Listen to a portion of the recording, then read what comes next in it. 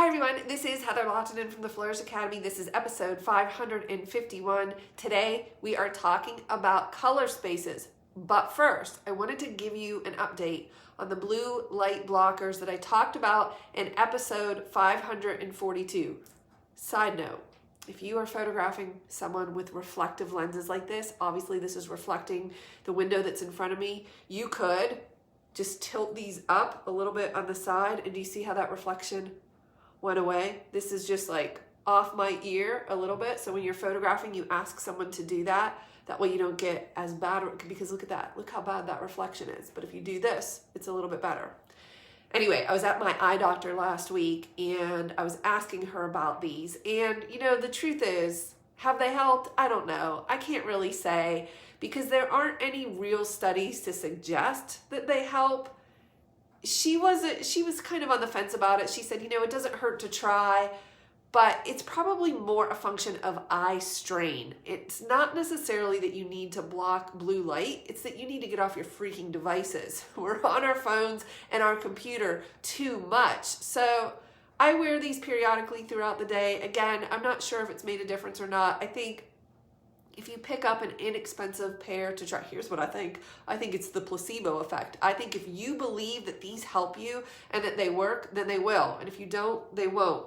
Do I think you need to invest a ton of money in the best blue light blockers out there? No, I don't, because there isn't enough evidence to suggest that they make that big of a difference. Okay, also, before we get into this color space business, make sure you register for our upcoming free 5-day challenge on how to identify, get clarity around your ideal client so that you can get more clients and make more money, because that's the number one rule in business. In my mind, it's always leads and sales. How can I get more clients? How can I make more money? That's what a business does.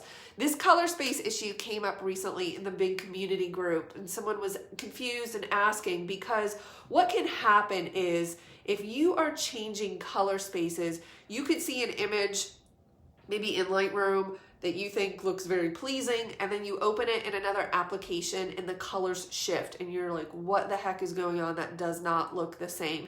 So color spaces are just, it's a definition of colors that can be viewed either by your eye, the monitor, or in print. And by the way, all of those are different. What we can see with our naked eye is a much larger color space than what we can actually display on a monitor or print. And I found this graphic to show you what this looks like, because we're going to talk about the 4 color spaces. We're going to talk about sRGB, CMYK, Adobe RGB, and Prophoto RGB. And CMYK stands for cyan, magenta, yellow, and black. And RGB is red, green, and blue. And this is what these color spaces look like. So I want you to notice sRGB is the smallest of the color spaces. And then we go to CMYK, Adobe RGB, and Prophoto RGB. Prophoto RGB is, in fact, the largest color space, as you can see indicated here on this graph. But the question is, what color space should you work in, and what color space can people view, and what should it be printed in? And I'll post this in the comments so you can take a look at it and study it a little bit more, because your inclination might be, you might think to yourself, well, of course I want to work in the largest color space because I want to have the most colors.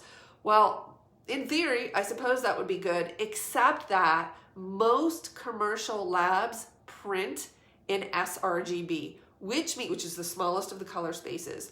Good morning, Stella. Which means if you work in Adobe RGB or Prophoto RGB, the largest of the color spaces, and then you order a print, you are going to be disappointed, because those colors will shift. Those colors that you see will be out of gamut. That's what we say when a color is not within the color space. It is out of gamut. And what happens is the printer has to convert or map that color to something that is in gamut. And it's obviously going to shift because it's not going to be the same color. Lightroom operates, this is where it gets tricky. Let me say this. I recommend using sRGB across everything because it is the lowest common denominator, and 99% of the time it's how people will be viewing your images, and it's how most labs print. sRGB across the board all the time. Because if you're working in these larger color spaces, you're going to be disappointed when the colors shift. Okay, that being said, you cannot change the color space in Lightroom. If you shoot RAW, you are capturing Adobe RGB. Well, maybe even Prophoto, don't quote me on that. You're capturing a much larger color space than what you will actually be able to print. Now, what you see on the back of your camera is most likely a preview of an sRGB version of that. In other words, that data is there for all of those colors, but what you're seeing is sRGB. Lightroom works in Adobe RGB, and you cannot change it. So you might be thinking to yourself, didn't you just say work in sRGB so that you don't ever see it? I don't want to see a color shift in my images ever, from beginning to end. I want it to look exactly as I took it in the camera, in Lightroom, in Photoshop, in print, and on the monitor. I don't ever want it to shift. The goal is that it always looks the same. So again, sRGB, but Lightroom works in Adobe RGB.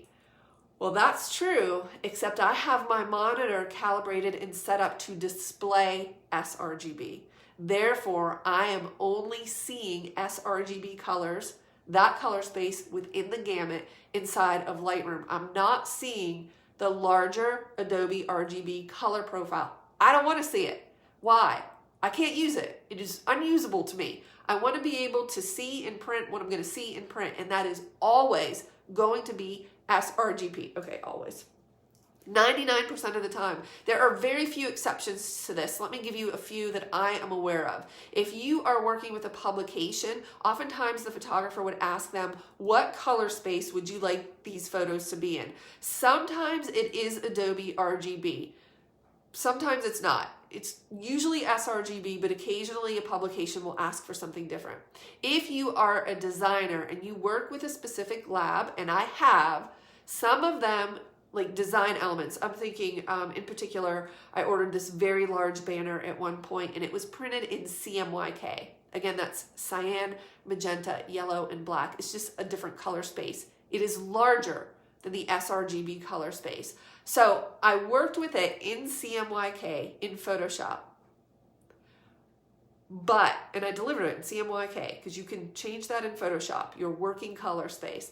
But I wasn't utilizing the full gamut of CMYK. I could have because the printer could handle it, but I didn't because I was working on my monitor, which is calibrated to sRGB. So I was not seeing that color gamut. So it didn't matter to me. This is really important for things. I mean, think of this for catalogs that sell maybe makeup or lipstick. The color has to be incredibly accurate. So those are most likely printed in CMYK or Adobe RGB.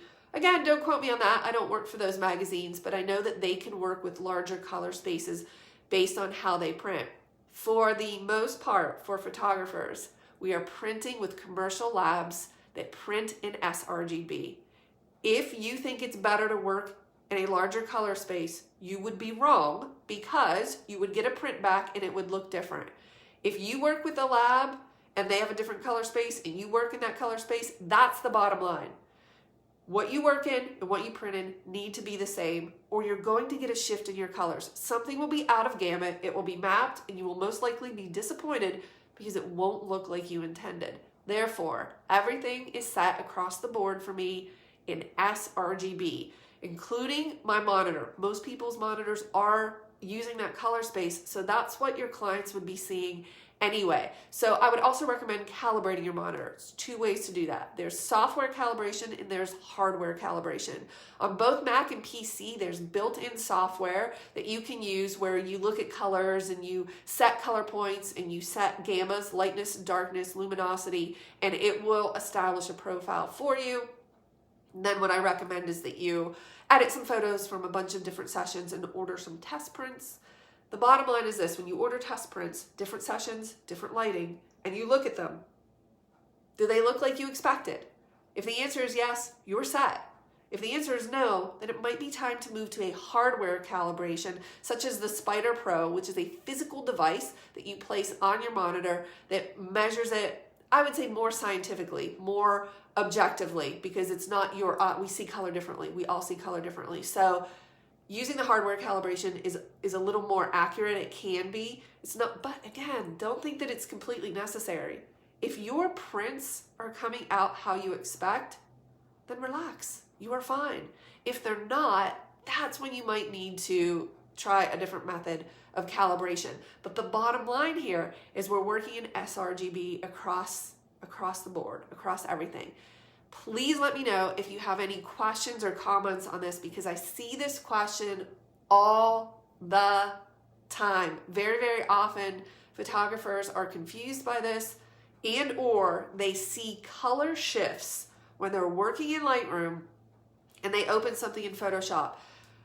If your monitor is not set to a specific profile and you are seeing a color shift when you go from Lightroom to Photoshop, or even like Windows Explorer, or on Mac that would be Finder, if it looks different to you, it is because of how that application is rendering the color, and that's because you don't have a color profile set for the monitor. So the applications, I know it sounds like a lot. The applications need to be set all to sRGB, but so does your monitor. Because you could have Lightroom and Photoshop all lined out, sRGB, and going between them is fine. And then you open it in Windows Explorer or Finder and you're like, what the heck? The color shifted. And that's because of the profile for your monitor. It's on something other than sRGB and it doesn't match. It shifts those colors to match the current profile that you are viewing. There's always a color that's out of gamut. It has to map them. And then you end up with something you don't understand, or you're confused as to why those colors shifted. So you would, step one, make sure all of your applications, your main photo editing applications, are set to sRGB. And then step two, calibrate your monitor either with software or hardware so that you are using a color profile that is designated as sRGB. Again, that is because when you look at these color spaces, check it out, sRGB is the lowest common denominator. If you're working in any of the other color spaces and you print with a commercial lab, you will get a color shift. Most likely one that you did not anticipate, okay? Amber says, thanks. Ordering test prints periodically is so helpful. Okay, thank you for saying that. That brings up a good point, because periodically your monitor will wane and it will need to be recalibrated. In fact, I read somewhere, somebody was like, yeah, I calibrate my monitor every 6 months. And someone else was like, I do it every month. And I'm like, the truth is I only calibrate my monitor when there's a problem. If my prints are coming back as I expect, I'm gonna leave it alone. There's no reason to fix it. If and when my prints come back and I'm like, whoa, that's not what I see on my monitor, then I need to recalibrate it. Kelly asks, so how does using Lightroom affect exporting for proper print? Calibrate the monitor is the magic fix. I wouldn't say there's any magic fix here, because there's several components. When you export from Lightroom, you want to make sure that you are exporting in sRGB. And there's a drop down in the export dialog box to do that. Again, I know that this is where it can get a little bit confusing. Lightroom works in Adobe RGB and you can't change it. But if your monitor is set to view the sRGB profile, you aren't seeing those colors. So it works, but you have to export as sRGB. And then for me, when it comes into Photoshop, I'm always working in sRGB. The color space is sRGB. The monitor is the same. The print is the same. So I never really see a color shift in my images. I don't want to. I mean, because if you see a color shift, aren't you questioning yourself like, well, where do I need to edit it? What program do I need to edit it for? And that leaves you feeling not very confident, right? Because you're not sure, well, what is the client seeing? And then what will that look ultimately in print? So for Lightroom, the key is you need to make sure your monitor profile is set to sRGB, and you need to export as sRGB in the export dialog box. Whether this is for print or web, it is 99% of the time the color space that you're going to need to be in. I am speaking specifically here to photographers. If you are watching this on YouTube and you are a designer, you are most likely working in CMYK, depending on the printer that you're working with. These are different issues. Okay, Stella is asking, yeah, on Lightroom, it's the export dialog box, Stella. When you export, In the Lightroom box, there is a checkbox, or sorry, a drop down for the color space. You just need to choose sRGB. If you watch the Lightroom videos inside of the Flourish Academy membership, I have set up a preset for this so I never have to change it, whether I'm exporting for print, high resolution, or low resolution for use on the web or social media. My sRGB is always set and it never ever changes, so I don't mess with it. Right, okay. Let me know if you have any questions. I hope that you found this useful. Don't forget to sign up for the free 5-day challenge on finding your ideal client. I'll post the link below, and I'll see you in the next video.